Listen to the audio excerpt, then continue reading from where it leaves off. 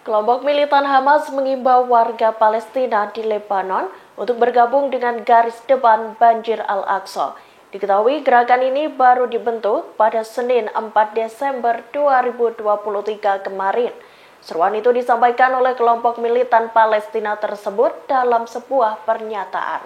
Dikutip dari Tribun News, Hamas mengatakan garis depan banjir Al-Aqsa bukanlah sayap militer, namun untuk mendukung operasi tersebut melalui kerangka, salah satunya yakni dengan kegiatan sosial. Pengumuman ini dibuat sebagai penegasan peran rakyat Palestina di seluruh wilayah dalam melawan pendudukan Israel. Hamas berusaha mengupayakan segala cara yang tersedia dan juga sah. Sejak dimulainya operasi banjir Al-Aqsa dan perang Israel di Gaza pada tanggal 7 Oktober, kelompok bersenjata di Lebanon Hizbullah telah memainkan peran pentingnya. Hizbullah menargetkan pangkalan militer Zionis di Israel Utara yang berbatasan dengan Lebanon Selatan. Sebagai sekutu Hamas, Hizbullah memberikan peluang untuk melebarkan perlawanan militan Palestina itu terhadap Israel. Seiring dengan itu, perwakilan Hamas yang ada di Lebanon menyerukan pada rakyat Palestina serta pemuda dan pemudi untuk bergabung di garda depan Hamas. Pihaknya juga meminta mereka berpartisipasi untuk masa depan rakyat Palestina, serta pembebasan Al-Quds dan Masjid Al-Aqsa.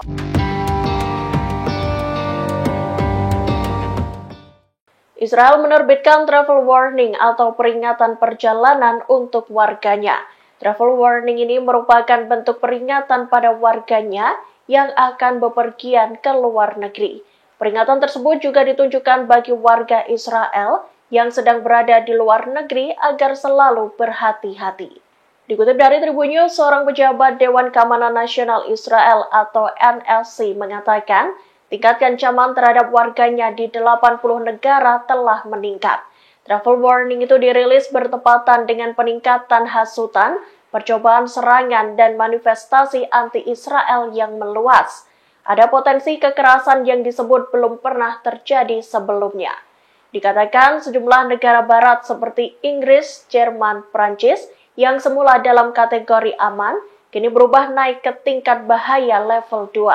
Sama seperti Brasil, Argentina, Australia, dan Rusia yang juga berpotensi adanya ancaman. Kemudian Afrika Selatan, Eritrea, Uzbekistan, Kazakhstan, Kirgistan, dan Turkmenistan dinaikkan ke level 3 atau ancaman sedang. Di level itu, warga Israel disarankan untuk tak melakukan perjalanan ke wilayah tersebut. NLC juga memperingatkan agar warganya menunda perjalanan ke negara-negara dengan tingkat ancaman tinggi atau level 4, seperti Timur Tengah atau Kaukasus Utara, negara-negara di sekitar Iran, dan beberapa negara Muslim di Asia. Sementara Indonesia sendiri termasuk dalam rilis NLC tersebut.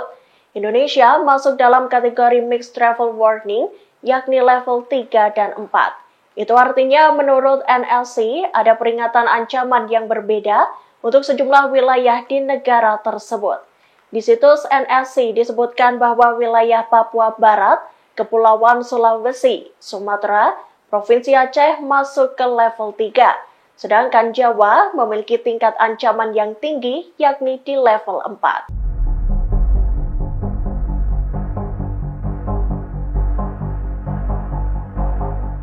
Polisi Israel mengaku telah mengumpulkan bukti kekerasan seksual yang dilakukan oleh militan Hamas, mulai dari dugaan ruda paksa berkelompok hingga mutilasi postmortem atau pasca kematian. Namun militan Palestina itu dengan tegas menolak tuduhan ruda paksa dan kekerasan seksual tersebut. Dikutip dari Tribun News, Hamas menganggap pernyataan itu sebagai kebohongan yang tak berdasar. Tanggapan dari Hamas ini muncul beberapa hari setelah UN Women menyatakan kekecewaan mereka. Disebutkan UN Women merasa kecewa dengan banyaknya laporan terkait kekejaman berbasis gender selama serangan di Israel Selatan. Sebaliknya, Hamas menganggap tuduhan itu sebagai bagian dari kampanye Zionis. Menurut Hamas, Israel mempromosikan kebohongan dan tuduhan yang tak berdasar untuk menjelek-jelekan perlawanan Palestina. Meski begitu, perwira polisi senior Israel Shelley Harus mengatakan Penyelidik telah mengumpulkan lebih dari 1.500 kesaksian. Ribuan kesaksian itu diketahui berasal dari para saksi, petugas medis, dan ahli patologi.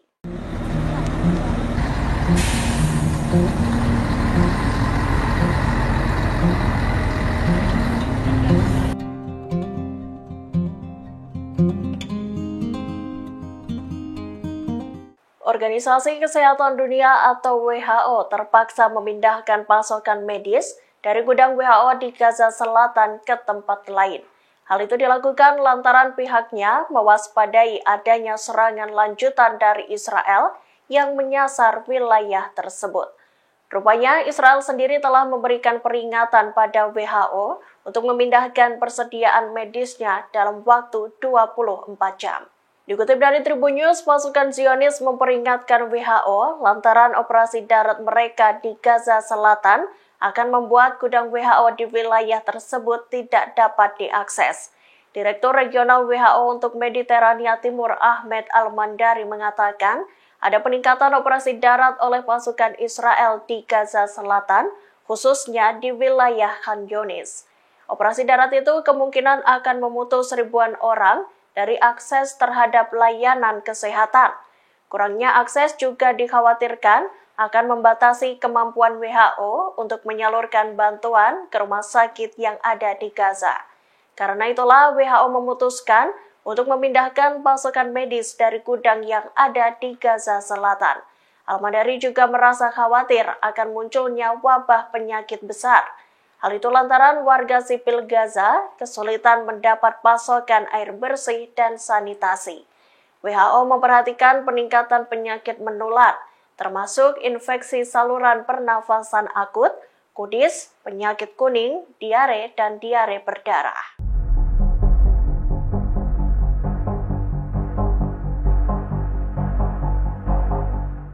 Pasukan Israel berencana membanjiri terowongan Hamas di bawah jalur Gaza dengan air laut.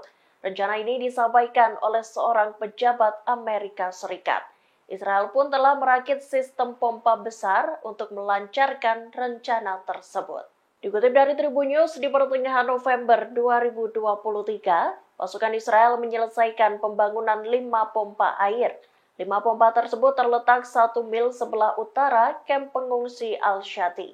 Disebutkan pompa itu bisa mengalirkan ribuan liter kubik air per jam, sehingga nantinya bisa membanjiri terowongan Hamas dalam beberapa minggu saja. Namun tak diketahui apakah Israel bakal mengeksekusi rencana pembanjiran terowongan Hamas itu sebelum semua sandera dibebaskan. Sebelumnya, militan Palestina itu menyatakan bahwa mereka menyembunyikan para tawanan di tempat dan terowongan yang aman. Hal ini berarti nyawa para sandera menjadi taruhan jika Israel melancarkan rencananya sebelum ratusan tawanan itu dibebaskan. Mengenai rencana itu, Kementerian Pertahanan Israel masih belum memberikan klarifikasinya.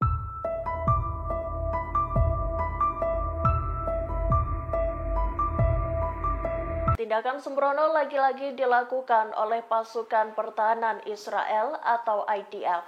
Tentara Zionis itu melepaskan tembakan dalam jarak dekat. Naasnya, tembakan itu rupanya dilayangkan ke seorang pria yang merupakan warga Israel sendiri. Dikutip dari Tribun News, Selasa 5 Desember 2023, nasib naas dialami pria bernama Yuval Kestelman. Disebutkan kala itu ia berusaha menghentikan serangan yang terjadi di sebuah halte bus di Yerusalem.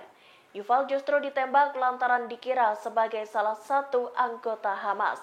Dikutip dari Haaretz, pasukan cadangan IDF diduga melakukan penembakan fatal pada pria warga Israel yang merupakan mantan perwira polisi. Selesai insiden itu, polisi militer Israel menangkap prajurit cadangan IDF yang bernama Aviad Frija. Tentara cadangan Zionis itu disebut terlalu sembrono selesai menembak warga Israel pada Kamis 30 November 2023 lalu. Frija dibawa untuk diinterogasi bersama sejumlah tentara lainnya yang kemudian dibebaskan. Dalam video yang beredar baru-baru ini, Yuval terkena 4 lesatan peluru dari tentara cadangan Israel itu.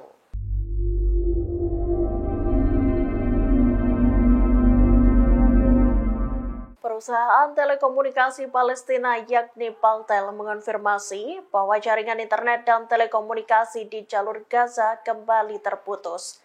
Diketahui akses komunikasi itu lumpuh sejak Senin 4 Desember 2023.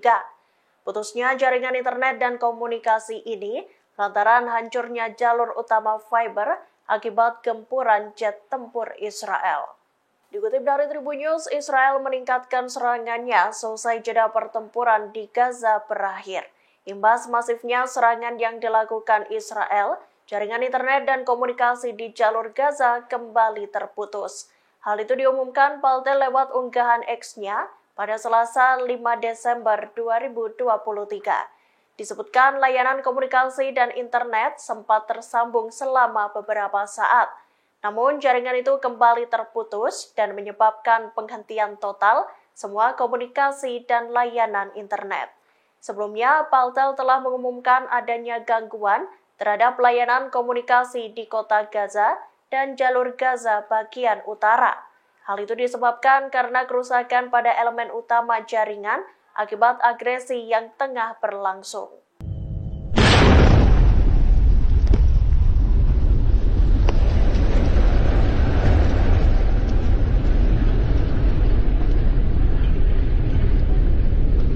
Tentara Israel meledakkan gedung pengadilan utama yang ada di jalur Gaza. Pada Senin 4 Desember 2023, letusan bom meluluh lantakan bangunan yang berada di selatan kota Gaza itu. Dalam video yang ramai beredar, menunjukkan detik-detik gedung 7 lantai yang diresmikan pada 2018 itu diledakkan. Dikutip dari Middle East Monitor, dalam video yang ramai beredar, terdengar tentara Zionis mengatakan bahwa mereka meratakan gedung itu untuk mengenang warganya yang tewas. Warga yang dimaksud adalah korban serangan Hamas ke Israel Selatan pada 7 Oktober 2023 lalu. Setelah bangunan itu diledakkan, para tentara Israel langsung bersorak-sorai. Radio Angkatan Darat Israel menyatakan bangunan itu digunakan sebagai gedung pengadilan untuk militan Hamas. Gedung ini diketahui dibangun dengan dana dari Qatar. Sejak diresmikan, gedung tersebut dikelola oleh Kementerian Kehakiman dan Mahkamah Agung yang berbasis di Gaza. Rupanya sebelum digempur, para pasukan Israel atau IDF itu sempat mengambil gambar di depan gedung. Mereka berfoto sambil membentangkan 2 bendera Israel di depan bangunan pengadilan utama tersebut. Sebagai informasi, selama pertempuran antara Israel dan Hamas, lebih dari 100 gedung pemerintahan dijatuhkan oleh pasukan Zionis.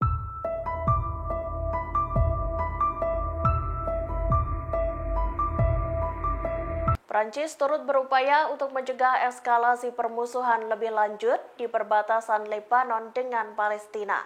Delegasi diplomatik Prancis dijadwalkan mengunjungi Palestina pada minggu ini untuk bertemu dengan Israel. Dilaporkan bahwa delegasi Prancis ini terdiri dari para diplomat dan pejabat tinggi dari tentara Prancis. Dikutip dari Al-Mayadin, para delegasi itu bertujuan untuk memfasilitasi resolusi diplomatik terhadap ketegangan di Palestina Utara yang diduduki. Dikabarkan tujuan utama hal ini dilakukan adalah untuk mencegah pecahnya perang dengan Lebanon. Seorang pejabat Israel mengatakan bahwa pihaknya siap untuk solusi diplomatik. Namun, waktu adalah faktor pembatas yang harus dipertimbangkan lebih lanjut. Seorang diplomat Prancis lantas menanggapi pernyataan tersebut. Pihaknya menggarisbawahi perlunya mengatasi ketegangan sesegera mungkin. Hal itulah yang kemudian membuat Prancis melakukan pertemuan dengan Israel.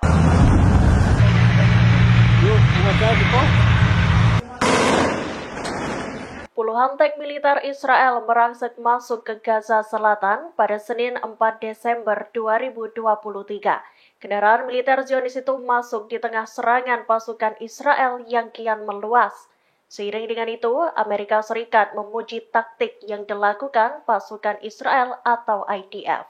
Dikutip dari Tribun News, beberapa minggu setelah Israel mengerahkan pasukan darat di bagian utara jalur Gaza, IDF menyebarkan pengumuman di bagian selatan. Pengumuman itu berisi perintah untuk mengungsi ke tempat yang lebih aman bagi warga Palestina. Seperti diketahui, Israel sendiri telah berjanji bakal menghancurkan militan Hamas. Hal itu sebagai bentuk balasan atas serangan yang dilakukan militan Palestina itu pada 7 Oktober 2023 lalu. Seiring dengan hal itu, Amerika Serikat yang gencar menyerukan perlindungan terhadap warga sipil Gaza justru memuji taktik Israel.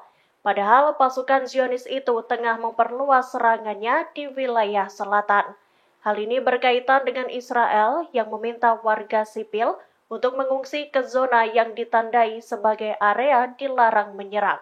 Hal itu disampaikan oleh juru bicara Departemen Luar Negeri Amerika Serikat, Matthew Miller, pada Senin 4 Desember 2023. Menurutnya, taktik Israel itu lebih tepat sasaran dibandingkan dengan serangan sebelumnya.